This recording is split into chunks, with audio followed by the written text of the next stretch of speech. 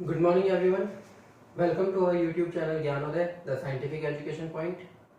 आज का हमारा टॉपिक है मृदा उर्वरता एवं उत्पादकता, सॉइल फर्टिलिटी एंड प्रोडक्टिविटी, जो कि आपके क्लास 12th के एग्रीकल्चर के चैप्टर नंबर 1 में आता है। तो बात करते हैं सॉइल फर्टिलिटी होती क्या है। सॉइल फर्टिलिटी या मृदा उर्वरता, उर्वरता मतलब क्या है कि जिस मिट्टी के अंदर, जिस मिट्टी में सभी पोषक तत्व उचित मात्रा में, पहला है उचित मात्रा, ठीक है। दूसरा पॉइंट क्या आ जाएगा, प्राप्य अवस्था, क्योंकि याद रखिए आपके कई सारे पौधे, कई पोषक तत्व होते तो है लेकिन वो पौधों को उपलब्ध नहीं हो पाते। तो प्राप्य अवस्था में, उचित मात्रा में, प्राप्य अवस्था में जब समुचित, सही, संतुलित मात्रा, ठीक है, संतुलित मात्रा में जब पौधों को उपलब्ध होते हैं तो वो मृदा क्या कहलाती है, उर्वर मृदा कहलाती है, फर्टाइल सॉइल कहलाती है। Means soil which contains all the essential nutrient element in optimum amount and in available form is called fertile soil, ठीक है। तो सॉइल फर्टिलिटी आपकी क्या हो गई कि जब ऑप्टिमम कंडीशंस, एनवायरमेंटल कंडीशंस के अंदर जब आपके पोषक तत्व सही मात्रा में, सही समय पर, प्राप्य अवस्था में पौधों को यदि मिल जाते हैं तो ऐसी मृदा क्या होती है, उर्वर मृदा कहलाती है। ओके, ये हो गई आपकी डेफिनेशन। अब सॉइल फर्टिलिटी को, उर्वरता को प्रभावित करने वाले कौन से कारक होते हैं, तो उसमें हम इसको दो पार्ट में डिवाइड करते हैं। एक होता है आपके प्राकृतिक कारक और एक होता है आपके कृत्रिम कारक। प्राकृतिक कारक की अगर हम बात करें तो आपके पहला आ जाता है पैतृक पदार्थ। पैतृक पदार्थ की आपसे हम कई बार पहले बात कर चुके हैं कि पैतृक पदार्थ मतलब आपके जो मृदा का निर्माण हो रहा है। प्रीवियस वीडियो में हमने बात की है कि मृदा का निर्माण होता है चट्टान के अपक्षय से, वेदरिंग ऑफ रॉक से। तो ये जो रॉक्स हैं ये आपकी किस तरीके की है, इग्नियस है, मतलब आपके आग्नेय चट्टान है, कायांतरित चट्टान है, बेसाल्ट है, किस तरीके की ये रॉक्स हैं, किस तरीके की ये चट्टान है। उन चट्टान से जब जो आपकी सॉइल का फॉर्मेशन होता है तो चट्टान के जो कैरेक्टरिस्टिक्स होते हैं, उसके जो गुणधर्म होते हैं, वही गुणधर्म आपकी इस मृदा के अंदर आते हैं। जैसे अगर आपके चट्टान क्या है, आग्नेय चट्टान से यदि बनता है तो ये आपके जनरली किस टाइप की हो जाती है, अम्लीय प्रकार की हो जाती है, ठीक है। और आपके यदि बालू पत्थर से अगर आपके बन रहा है, बालू पत्थर से अगर आपके मृदा का निर्माण होता है तो मृदा किस प्रकार की हुई, बलुई मृदा हुई, ठीक है, सैंडी सॉइल हुई। अगर आपके सैंडी रॉक से बन रही है तो सैंडी सॉइल हो गई। ओके, देन स्थलाकृति। अब अगर हम स्थलाकृति की बात करें, ठीक है, स्थलाकृति की बात करें, हम टोपोग्राफी की बात करें तो ये हमेशा दो प्रकार की होती है, ठीक है। ये दो प्रकार की कौन सी हुई, एक तो हो गई ढाल वाली, ढालू भूमि, दैट मीन स्लोपी फील्ड, और एक हो गई आपके प्लेन मतलब समतल। ओके, एक हो गई आपके स्थलाकृति के आधार पे, मोटे मोटे तौर पे हम स्थलाकृति को दो पार्ट में डिवाइड कर रहे हैं। एक हो गई ढालू भूमि, स्लोपी फील्ड, और दूसरी होगी प्लेन फील्ड, दैट मीन्स समतल भूमि। तो अगर आपके मान लो ये ढाल है, ठीक, अब जब ढाल से यहाँ आपके, हम हमेशा उर्वर मृदा कौन सी होती है, जो सबसे ऊपर की मृदा, सॉइल संस्तर वाला, जो मृदा संस्तर वाला जो हमारा टॉपिक था, सॉइल प्रोफाइल वाला, उसमें हमने बात की थी कि आपके ये सॉइल प्रोफाइल के अलग अलग भाग होते हैं, ओ, ए, बी, सी, जिसमें से ओ पार्ट जो होता है वो सबसे अधिक फर्टाइल होता है, ओ और ए वाला। तो ये आपकी क्या है, ये आपकी फर्टाइल सॉइल यहाँ पर है, ये आपकी फर्टाइल सॉइल यहाँ पर है। लेकिन ये ढालू भूमि है, यहाँ से जल के द्वारा आपके क्या हो रहा है, क्षरण होने से ये फर्टाइल सॉइल क्या हो गई, बहकर ना हट गई यहाँ से।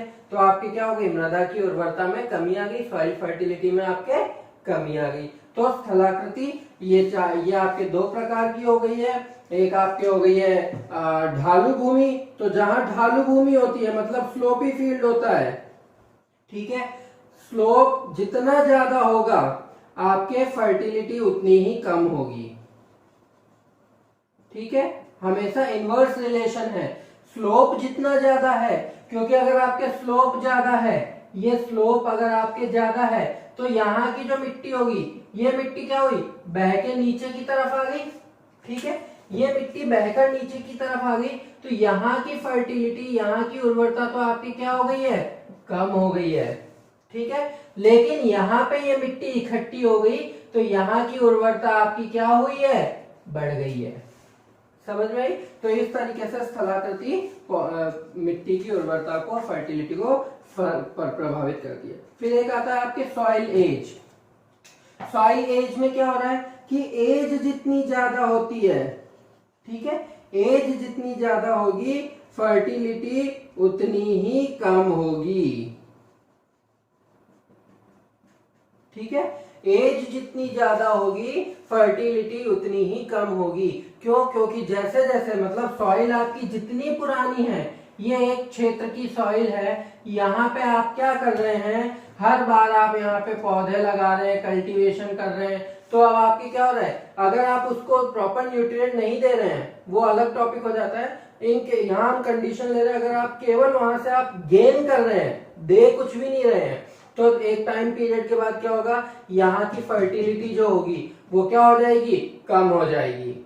ठीक है, यहाँ हमने कंडीशन लगाई है कि अगर आप सिर्फ यहाँ से गेन कर रहे हैं, दे कुछ भी नहीं रहे हैं, तो एक टाइम पीरियड के बाद आपकी क्या हो जाएगी, फर्टिलिटी यहाँ की कम हो जाएगी। तो सॉइल आपकी जितनी पुरानी है, फर्टिलिटी भी आपकी उतनी ही कम होती है।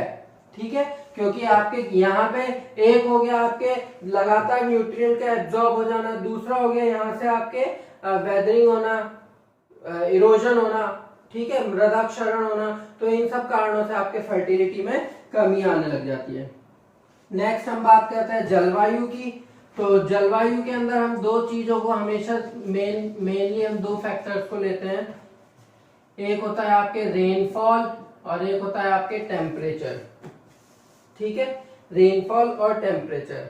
अगर मैं रेनफॉल और टेम्परेचर केवल इन्हीं दो कारकों के आधार पर अगर मैं बात करूं, तो जिस क्षेत्र में वर्षा ज्यादा थी, आर्द्रता ज्यादा थी, वहां की मिट्टी कैसी थी, जहां रेनफॉल ज्यादा है, वर्षा ज्यादा है, जहां पर आर्द्रता, ह्यूमिडिटी बहुत ज्यादा है, वहां की मिट्टी कैसी थी, अम्लीय प्रकार की। ठीक है, जहां टेम्परेचर बहुत ज्यादा था, दैट मीन्स रेनफॉल कम हो गई। टेम्परेचर ज्यादा है, तो टेम्परेचर ज्यादा होने की कंडीशन में वहां पे रेट ऑफ इवोपोरेशन, वाष्पीकरण की दर भी बहुत ज्यादा होती है, और वाष्पीकरण की दर ज्यादा होने के कारण वहां की मिट्टी कैसी हो जाती है, आपके क्षारीय या लवणीय प्रकार की, एल्कलाइन या सैलाइन टाइप की आपके होती है। क्लियर है? तो इस तरीके से ये क्लाइमेट जो होता है वो प्लांट्स को अफेक्ट करता है। जहां बारिश बहुत ज्यादा हो रही है, ये मैंने बहुत ब्रॉड टर्म में बता दिया है, अगर आपके बारिश बहुत ज्यादा है, तो बारिश ज्यादा होने की कंडीशन में क्या होगा, जो मिट्टी के अंदर जितने भी पोषक तत्व हैं, वो पोषक तत्व क्या होंगे, जल में घुलनशील हो जाएंगे, पानी में घुल जाएंगे। पानी में घुल जाएंगे तो वो क्या होंगे, मिट्टी के या तो नीचे के संस्तर में चले जाएंगे या बहकर बाहर निकल जाएंगे। इस वजह से आपके क्या हुआ, मृदा की उर्वरता में कमी आ जाती है।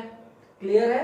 तो इस तरीके से ये रेनफॉल आपके दो तरीके से, एक तो क्या हो रहा है, हम दोनों बात कर सकते हैं। देखो, रेनफॉल ज्यादा होने की कंडीशन में उस जगह पे क्या हुआ, पानी भर गया, पानी भरने पर पोषक तत्व उसमें घुल जाते हैं, डिजोल्व हो जाते हैं।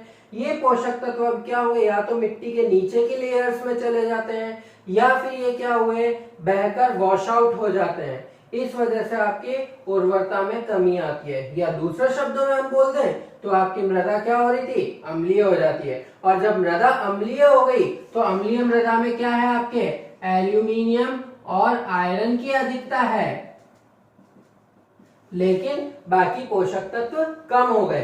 तो डेफिनेशन हमारी क्या थी, सभी पोषक तत्व उचित मात्रा में।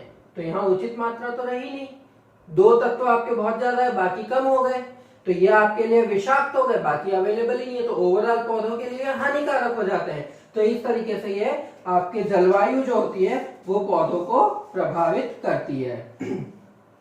नेक्स्ट हम बात करते हैं मृदा की भौतिक दशा, फिजिकल कंडीशन। इसमें हम बात कर लेते हैं जैसे पोर स्पेस, मृदा रंध्र, ठीक है। या अगर मैं इसको और शॉर्ट में करूं, यहां पे मैं ले लेता हूं, आपको आई थिंक वहां पर दिखाई नहीं दे रहा होगा। हमारा टॉपिक है भौतिक दशा, मृदा की भौतिक दशा, physical condition of the soil. तो फिजिकल कंडीशन की बात करें तो हम सॉइल को फिजिकली हम क्या कर रहे थे, एक हो गई आपके सैंडी सॉइल, मतलब बालू मिट्टी, एक हो गई आपके सिल्ट, एक हो गई आपके क्ले, एक हो गई आपके लोम, है ना। आपके सैंडी, सिल्ट, क्ले, लोम, ये अलग अलग प्रकार की मृत्तिका मिट्टी, आपके ये क्या थी, मृत्तिका, ठीक है।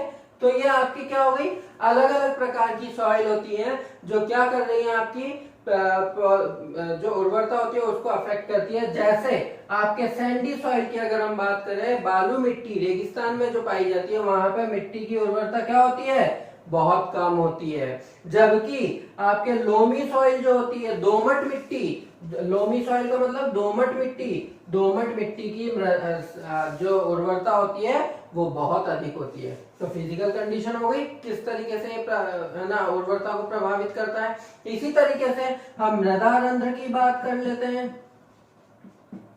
पोर स्पेस ऑफ सॉइल, ठीक है। तो जो मिट्टी में मृदा रंध्र मतलब जो मिट्टी में रंध्रता अधिक होती है, पोर स्पेस ज्यादा होता है, तो उसमें क्या हो रहा है, ये पोर स्पेस ज्यादा होने की कंडीशन में एरेशन मतलब वायु संचार भी अच्छा होता है। वायु संचार अच्छा होने की कंडीशन में क्या हो रहा है, सूक्ष्म जीवों की वृद्धि को बढ़ावा मिलता है। और जिस मिट्टी में सूक्ष्म जीव की अधिकता पाई जाती है वो मिट्टी बहुत अधिक उर्वरक होती है, बहुत अधिक फर्टाइल होती है, ठीक है। तो ये आपके कुछ प्राकृतिक कारण हैं। इसके अलावा इसमें आपके और भी आ जाते हैं, जैसे मृदा में उपस्थित पोषक तत्वों की संख्या, पोषक तत्व की संख्या। तो जनरली क्या होता है, हर मृदा जो होती है, number of nutrient element present in the soil, आपके नेक्स्ट है ये 6 नंबर का प्राकृतिक में ही। तो हर सॉइल क्या होती है, आपके कोई एक या दो पोषक तत्व उसमें बहुत अच्छी मात्रा में होते हैं, लेकिन कुछ पोषक तत्व उसमें कम भी होते हैं। तो कोई भी मृदा आपके पूरे सभी पोषक तत्वों से उचित मात्रा में उपलब्ध नहीं होती है। तो इस तरीके से पोषक तत्वों की संख्या भी आपके क्या कर रही है, नंबर ऑफ न्यूट्रिएंट एलिमेंट भी आपके फर्टिलिटी को अफेक्ट करते हैं। नेक्स्ट हम आते हैं कृत्रिम कारक। ओके, समझ में आई बात। प्राकृतिक कारक एक बार देख लेते हैं, क्विक रिवीजन। पैतृक पदार्थ कि आपके मृदा किस प्रकार के चट्टान की अपक्षय से, किस प्रकार के रॉक के फॉर्म वेदरिंग से ये फॉर्म हो रही है, आपके इग्नेस रॉक है या सैंडी रॉक है, किस टाइप की रॉक है, तो उस पर डिपेंड करेगा। देन टोपोग्राफी, स्थलाकृति आपके दो प्रकार की हो गई मोटे मोटे तौर पे, एक हो गई आपके ढालू स्लोपी फील्ड, एक हो गई आपके प्लेन फील्ड। अगर आपके स्लोप बहुत ज्यादा है तो फर्टिलिटी क्या होगी, उतनी ही कम हो जाती है, ठीक है। अगर स्लोप आपके बहुत ज्यादा है तो फर्टिलिटी आपकी क्या हो जाएगी, कम हो जाती है। क्यों, क्योंकि ऐसी मिट्टी के अंदर आपके इरोजन की रेट बहुत ज्यादा होती है।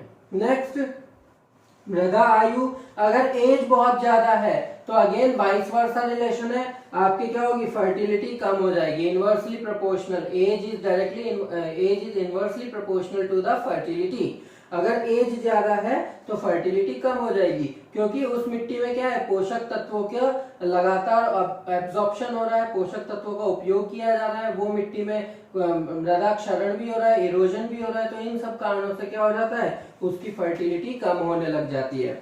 नेक्स्ट आता है जलवायु। जलवायु में हमने दो चीजों की बात की थी, टेम्परेचर और रेनफॉल।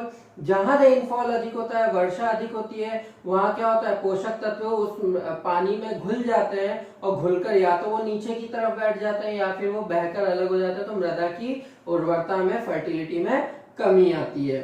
देन मृदा की भौतिक अवस्था।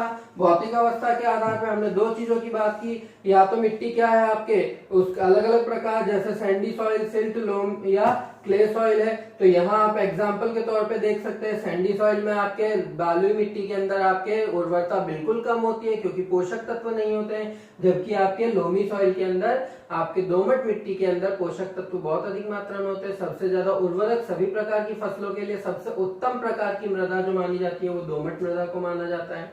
देन आपके आ जाता है पोषक तत्वों की संख्या। तो कोई भी मृदा जो होती है वो सभी 17 पोषक तत्वों से प्रचुर नहीं होती है, उसमें कुछ पोषक तत्व बिल्कुल अच्छी मात्रा में पाए जाते हैं तो कुछ पोषक तत्व बिल्कुल नहीं पाए जाते हैं। तो कोई भी मृदा पूरी तरह से उर्वर सभी 17 पोषक तत्वों के लिए उर्वर फर्टाइल नहीं हो सकती है। नेक्स्ट हम लोग बात करते हैं कृत्रिम कारक। आई होप आपको ये चीज समझ में आई होगी। कृत्रिम कारक में हम बात करें सबसे पहले जलाक्रांति। जलाक्रांति का मतलब है किसी एक पर्टिकुलर रीजन के अंदर पानी का भर जाना, लंबे समय तक भर जाना। ठीक है, एक क्षेत्र के अंदर जब लंबे समय तक पानी भरा हुआ रहता है तो उस प्रकार की मृदा कहलाती है जलाक्रांत मृदा। जब जलाक्रांत मृदा जो होती है जहां पानी लंबे समय तक भरा रहता है वहां एक प्रोसेस शुरू हो जाती है, उस प्रोसेस का नाम है आपके विनाइट्रीकरण या हम बोल सकते हैं डीनाइट्रिफिकेशन। जिस मृदा में लंबे समय तक पानी भरा रहता है उस मृदा में डीनाइट्रिफिकेशन या विनाइट्रीकरण की प्रक्रिया आरंभ हो जाती है। और विनाइट्रीकरण क्या है, आपकी सॉइल के अंदर ये जो नाइट्रोजन थी ये वापस से क्या हुई, विनाइट्रीकरण की क्रिया के द्वारा वातावरण में चली गई। तो अब मिट्टी में क्या हुई, नाइट्रोजन की कमी हो गई, अर्थात उर्वरता में कमी आ गई। तो आपके वाटर लॉक्ड सॉइल जो होती है जहां पर आपके पानी लंबे समय तक भरा रहता है वो है ना, वो आपकी मृदा उर्वरता को क्या कर रहा है, कम कर रहा है। सॉइल पीएच के आधार पर फिर हम बोलते हैं अम्लीय मृदा और क्षारीय मृदा। पीएच के आधार पर क्या हो गई आपके, अम्लीय मतलब एसिडिक सॉइल और क्षारीय मतलब एल्कलाइन सॉइल। ठीक है, एसिडिक सॉइल और एल्कलाइन सॉइल की फिर अगर हम बात करें तो एसिडिक सॉइल में आपके क्या थे, एल्यूमिनियम, आयरन ये ज्यादा थे लेकिन बाकी सभी पोषक तत्व कम थे। एल्कलाइन सॉइल के अंदर आपके सोडियम और कैल्शियम के कार्बोनेट और सल्फेट ज्यादा थे लेकिन बाकी सब पोषक तत्व उसमें कम थे।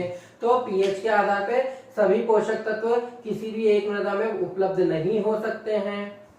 देन सूक्ष्म जीव, जब हम सूक्ष्म जीव की बात करें तो सूक्ष्म जीव में हम बात करें एल्गी मतलब कवक, शैवाल, एल्गी का मतलब शैवाल, फंजाई का मतलब कवक, एक्टिनोमाइसिटीज बैक्टीरिया मतलब जीवाणु। ठीक है, अब ये किस तरीके से उर्वरता को प्रभावित करते हैं, तो जनरली शैवाल जो होती है, शैवाल क्या कर रही है, मृदा के अंदर एरेशन को या वातायन मतलब वायु का संचार, वाटर रेगुलेशन, एयर रेगुलेशन को बढ़ाती है। जब सॉइल के अंदर एयर पूरी तरह से सॉइल के पोर स्पेस में एयर अच्छे से जा रही है तो रूट में क्या होगा, रेस्पिरेशन होगा, श्वसन की क्रिया होगी जड़ों में, जिससे आपके क्या होगा, पौधों में वृद्धि होती है। तो ये एल्गी क्या कर रही है, मृदा के रंध्रों में वायु संचार को बढ़ा रही है, एरेशन की प्रोसेस को बढ़ा रही है। फंजाई और एक्टिनोमाइसिटीज ये क्या कर रहे हैं, ये डीकम्पोजिशन को बढ़ाते हैं, दैट मीन्स अपघटन की क्रिया। जो भी आपके पदार्थ होते हैं और कार्बनिक पदार्थ होते हैं उनको सड़ाने गलाने की क्रिया अपघटन कहलाती है। जो फंजाई और एक्टिनोमाइसिटीज क्या कर रहे हैं, अपघटन की क्रिया को बढ़ा रहे हैं। और जब अपघटन की क्रिया बढ़ रही है तो मृदा के अंदर क्या होगा, कार्बनिक पदार्थों की मात्रा बढ़ती है। क्लियर है, कार्बनिक पदार्थ कैसे अफेक्ट करेंगे, यहाँ आएंगे। तो ये कार्बनिक पदार्थों की मात्रा बढ़ती है। देन बैक्टीरिया, जीवाणु, सबसे अच्छा इसका एग्जांपल अगर हम लें तो राइजोबियम बैक्टीरिया क्या कर रहा है, वातावरण की नाइट्रोजन को मृदा के अंदर फिक्स कर रहा है, अर्थात नाइट्रोजन फिक्सेशन और यू कैन से नाइट्रोजन स्थिरीकरण की क्रिया कर रहा है। तो नाइट्रोजन स्थिरीकरण, वातावरण की नाइट्रोजन सॉइल में आ रही है, दैट मीन्स आपके क्या हो रही है, मृदा की उर्वरता में वृद्धि हो रही है। तो इस तरीके से ये सूक्ष्म जीव जो होते हैं वो मृदा की उर्वरता को प्रभावित करते हैं। क्लियर है। एक बार फिर एलगी क्या कर रही है, शैवाल मृदा रंध्रों में एयर को रेगुलेशन को बढ़ा रही है, आपके वातायन की क्रिया को बढ़ा रही है, वायु संचार, फंजाई और एक्टिनोमाइसीटीज अपघटन की क्रिया को बढ़ाते हैं, डिकम्पोजिशन बढ़ाते हैं, डिकम्पोजिशन बढ़ गया तो ऑर्गेनिक मैटर की मात्रा बढ़ती है। बैक्टीरिया एग्जाम्पल राइजोबियम बैक्टीरिया जो क्या कर रहा है, वातावरण से नाइट्रोजन को मृदा के अंदर फिक्स कर रहा है, स्थिरीकृत कर रहा है, जिससे मृदा की उर्वरता में वृद्धि होती है। देन कार्बनिक पदार्थ, सीधा रिलेशन है, जिस मृदा में कार्बनिक पदार्थ ज्यादा है उसकी उर्वरता भी क्या होगी, ज्यादा होगी, फर्टिलिटी भी ज्यादा होगी। तो डायरेक्ट आपके डायरेक्ट प्रोपोर्शनल का रिलेशन है कि if organic matter is directly proportional to the fertility, कार्बनिक पदार्थ क्या है, डायरेक्टली आपके क्या समानुपाती है उर्वरता के। यदि मृदा में कार्बनिक पदार्थ ज्यादा है तो मृदा के अंदर क्या होगी, पोषक तत्व, कार्बनिक पोषक तत्वों की उपलब्धता ज्यादा होती है। देन जुताई की विधि और समय, जुताई की विधि जैसे अगेन यहाँ पे मैं ढालू भूमि की बात करता हूं, जुताई की विधि की बात करें तो मैं यहाँ पे अगेन ढालू भूमि की बात कर रहा हूं। तो अगर जैसे पहाड़ी क्षेत्रों में हम ना खेती कर रहे हैं तो हम क्या करें कि इसके ये इस तरीके से ये ढालू भूमि है, इसके लंबवत अगर हम जुताई करते हैं तो क्या होगा, आपके ऐसी कंडीशन के अंदर लंबवत जुताई करने पर, ठीक है, लंबवत जुताई, ठीक है, लॉन्गिट्यूडनल प्लोइंग अगर हम लोग कर रहे हैं तो इस वजह से आपके क्या होगा कि इरोजन की रेट कम हो जाती है। यहाँ पे क्या हुआ, इरोजन मतलब क्षरण की दर जो है वो कम हो गई। जब क्षरण की दर कम हो गई तो उर्वरता क्या होगी, आपकी मैनेज होगी, उर्वरता में भी कम, जो अचानक से कमी आती है वो नहीं आएगी। अच्छा, लंबवत का मतलब जैसे सपोज ये ढालू भूमि है, ढालू भूमि है तो ढालू भूमि के अंदर क्या हो रहा है आपके, देखो इसके लंबवत मैं बोल रहा हूं, अगर मैं ऐसा कर रहा हूं, ये अगर मैं जुताई कर रहा हूं तो क्या हुई, हवा या पानी से ये बिल्कुल यहाँ पे उसको सहारा मिल गया बहने के लिए और ये मृदा को क्या करेगी, अपने साथ बहाकर नीचे ले आएगी। लेकिन लंबवत का मतलब क्या हुआ कि ये अगर ढालू भूमि है तो मैंने क्या किया, इस तरीके से जुताई की है, ये लंबवत जुताई हुई, ठीक है। तो जब पानी यहाँ से बह के आया तो यहाँ की मिट्टी को उसने यहाँ रोक लिया, यहाँ की मिट्टी को उसने यहाँ रोक लिया, तो आपके क्षरण की दर जो होती है, इरोजन की रेट जो होती है वो क्या हो जाती है, कम हो जाती है। तो इस तरीके से ये जुताई की विधि आपके मृदा उर्वरता को प्रभावित करती है। क्लियर है? So this is all about the प्रभावित करने वाले कारक, ठीक है। इसमें अगर आपको किसी को कोई दिक्कत है तो आप कमेंट बॉक्स में डाल दें। अब नेक्स्ट हमारा इसी के अंदर कंटिन्यूएशन में टॉपिक आता है प्रोडक्टिविटी, मृदा उत्पादकता।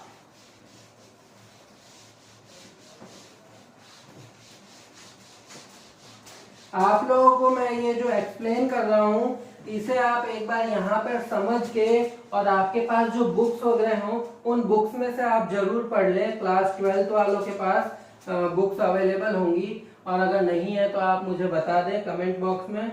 आप लोगों को मैं कोशिश करूंगा PDF फाइल भेज दूं 12th की बुक की। तो इससे क्या होगा कि आप लोगों को चीजें समझ में आ जाएगी, क्योंकि देखिए लॉकडाउन का टाइम चल रहा है, स्कूल्स पता नहीं कब खुलेंगे, कोचिंग ये सब बंद हैं, तो आप लोगों के तैयारी करने में आपको ज्यादा हेल्प मिलेगी। So don't waste your time at your home. Lockdown का पीरियड है, इसे आप ज्यादा बेटर वे में ना यूटिलाइज करना सीखें। तो नेक्स्ट हम लोग चलते हैं प्रोडक्टिविटी, दैट मीन्स उत्पादकता। तो मृदा उत्पादकता क्या हो रही है कि जब हम आपके देखो, एक तो हो रहा है प्रोडक्शन, ठीक है, प्रोडक्शन मतलब उत्पादन, उत्पादन, ठीक है।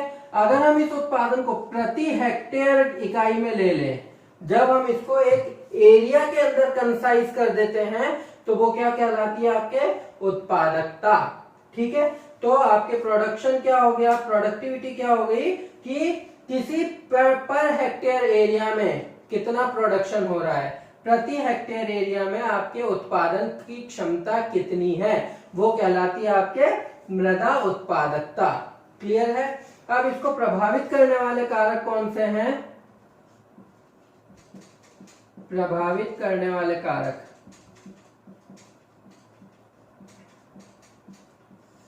ठीक है, फैक्टर्स अफेक्टिंग। आई थिंक मैं कोशिश ये कर रहा हूँ ड्यूअल लैंग्वेज यहाँ पर यूज करूँ, इंग्लिश मीडियम और हिंदी मीडियम दोनों के लिए आसानी हो जाए, क्योंकि मैंने ये चीज नोटिस की है कि एग्रीकल्चर फील्ड के अंदर इंग्लिश मीडियम पे कमांड थोड़ी कम है, और आज का जो जनरेशन है वो इंग्लिश मीडियम स्टडीज पे ज्यादा फोकस करता है। तो मैं कोशिश ये करता हूँ कि इंग्लिश मीडियम और हिंदी मीडियम दोनों के लिए वीडियोस इजी गोइंग हो जाए। तो अगर आपको इसमें भी कोई दिक्कत आ रही है तो please let me know, so that मैं यहाँ पर इम्प्रूवमेंट कर सकूं। तो फैक्टर्स अफेक्टिंग की जब हम बात करते हैं तो उसमें सबसे पहला फैक्टर होता है आपके मृदा उर्वरता, मतलब सॉइल फर्टिलिटी। अब आप देखिए सॉइल फर्टिलिटी, अगर आपके प्रोडक्शन कब ज्यादा होगा, जब आपके अगर फर्टिलिटी ज्यादा है। ठीक है, मृदा उत्पादन, आपके मृदा उत्पादन कब होगा ज्यादा, अगर आपकी मिट्टी में उर्वरकता है। अगर मिट्टी आपकी उर्वरक नहीं है, मिट्टी में आपकी फर्टिलिटी नहीं है, तो ऐसी सॉइल के अंदर आपके उत्पादन कैसे होगा। तो ये सीधे सीधे क्या कर रही है, उत्पादकता आपकी क्या हो रही है, फर्टिलिटी को, फर्टिलिटी से रिलेटेड है। दैट मीन्स इसको मैं एक वर्ड में अगर लिखूं तो क्या कर सकता हूं, उत्पादकता, उत्पादकता या प्रोडक्टिविटी क्या हुई, is directly proportional to the fertility. अगर फर्टिलिटी ज्यादा है तो उत्पादन क्षमता भी ज्यादा होगी। क्लियर है। दूसरी बात, दूसरा जो हमारा इसके अंदर आ जाता है वो है सॉइल की फिजिकल कंडीशन, भौतिक दशा, भौतिक दशा, फिजिकल कंडीशन। अगेन मैं यहाँ पे एग्जांपल ले लूं कि अगर आपके जैसे दोमट मिट्टी है, लोमी सॉइल है ना, दोमट मिट्टी है, तो उसमें आपकी क्या है, उत्पादकता ज्यादा होगी, प्रोडक्टिविटी ज्यादा होगी। जबकि आपके सैंडी सॉइल के अंदर आपके उत्पादकता क्या हो जाएगी, कम होती है। तो आपके ये डायरेक्टली फिजिकल कंडीशन में जब हम बात करते हैं तो फिजिकल कंडीशन में हम कौन कौन सी चीजें ले रहे हैं, आपके कणाकार है ना, टेक्सचर, टेक्सचर के बेसिस पे हम लोग बोलते हैं कि सॉइल आपके है ना सैंडी है, क्ले है, सिल्ट है, क्या है, तो वो टेक्सचर के बेसिस पे बोलते हैं। क्लास 11 के अंदर आपने पढ़ा है चैप्टर नंबर 3 में। ठीक है, तो टेक्सचर के आधार पर मिट्टी होती है आपके Sandy soil, loamy soil, silt और क्ले। नेक्स्ट इसके अंदर हम लोग ले लेते हैं मृदा रंध्र। ठीक है, पोर स्पेस, जिस मिट्टी में पोर स्पेस अच्छा होता है वहां पे एयर रेगुलेशन भी ज्यादा होता है। देन यहाँ पे आपके आ जाता है मृदा संरचना, मृदा संरचना, structure, soil structure. Soil structure के बेसिस पे आपने पढ़ा था ग्लोब्यूलर, प्लेटी, प्रिज्मेटिक और मतलब आपके गोलाकार, प्रिज्मीय, प्लेट नुमा है ना, खंड सदृश्य। ये अलग अलग प्रकार की मृदा थी जो आपने 11th में पढ़ी थी, जिसमें से प्लेट नुमा जो होती है वो बहुत ज्यादा हार्ड होती है, जबकि आपके सबसे अच्छी कौन सी मानी गई थी, आपके ये वाली गोलाकार संरचना। ठीक है, तो उस पे भी आपकी ये मृदा उर्वरता निर्भर करती है।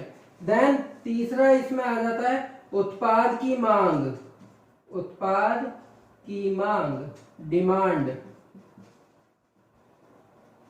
Product demand.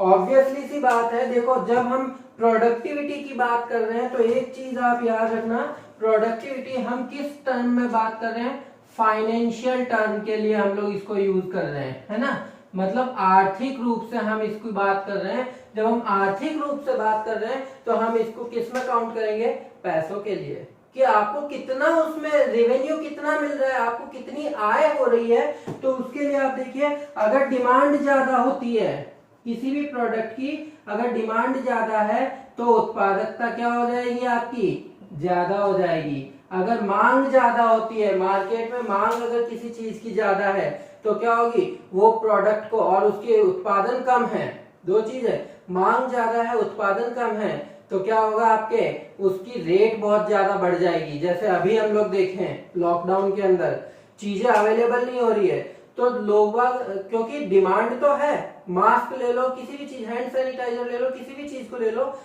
डिमांड तो है, लेकिन अवेलेबिलिटी नहीं हो पा रही है, उसकी उपलब्धता नहीं हो पा रही है, तो दुकानदार मनमाफिक दाम पर उसको बेच रहे हैं। 100 रुपए में मास्क को वो 100 रुपए तक की रेट में बेच रहे हैं, जो आपके 15-20 रुपए में आता है। तो ये क्या है, अब ओवरऑल उस दुकानदार को तो फायदा हुआ है ना, उत्पादकता उसकी तो बढ़ गई। तो ये क्या है आपके, अगर डिमांड ज्यादा होती है तो आपकी उत्पादकता भी क्या होती है, ज्यादा होती है। That means it is directly proportional to the productivity. Then आपके यातायात के साधन, यातायात के साधन, ठीक है, ट्रांसपोर्ट फैसिलिटी,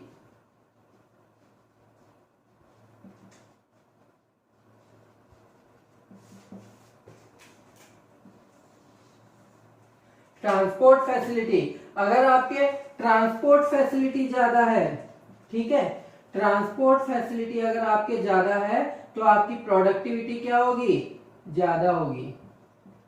क्योंकि आप देखिए कि इसको एक एग्जांपल से हम लोग बात करें कि मेरा एक खेत है, ठीक है, अगर मेरा खेत भिलवाड़ा से या मेरे जो मार्केट है, मार्केट के पास में है, तो मार्केट के पास में होने की कंडीशन में मेरे को इजीली मार्केट में लाके मैं उसको बेच सकता हूँ, मार्केट में ला, और मेरे पास फैसिलिटीज आराम से मिल जाएंगी। मान लो आसपास के सुवाना या आसपास के एरिया में है खेत, तो वहां से बहुत सारी गाड़ियां आती है, मैं आराम से किसी में भी डाल के और मार्केट में लाके बेच सकता हूँ। तो मेरे क्या हुई, मुझे बहुत ज्यादा इन्वेस्ट नहीं करना पड़ा।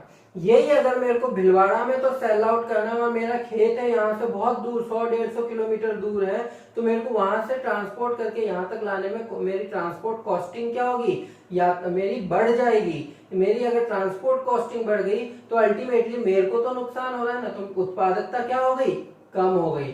तो यातायात के साधन जितने सुलभ होते हैं उतनी ही आपकी उत्पादकता क्या होती है, ज्यादा होती है, ठीक है। तो ये आपके कुछ कॉमन फैक्टर्स है जो उत्पादकता को प्रभावित करते हैं। इसके अलावा उर्वरकता वाले जो थे हमारे, जैसे मौसम की दशा, आपके है ना, मौसम जलवायु कैसी है, कभी बारिश की वजह से मान लो आपने पैसा इन्वेस्ट किया लेकिन बारिश और ना ये प्राकृतिक कारकों की वजह से फसल नष्ट हो गई, तो उत्पादकता में कमी आ जाती है। तो ये है ना, कई सारे फैक्टर्स होते हैं जो इनको नुकसान पहुंचाते हैं। कीड़े वीड़े लग जाना, सब कुछ सही जा रहा है, मौसम भी सही है, फसल में अगर कीड़े लग गए तो उत्पादकता में कमी आ जाती है।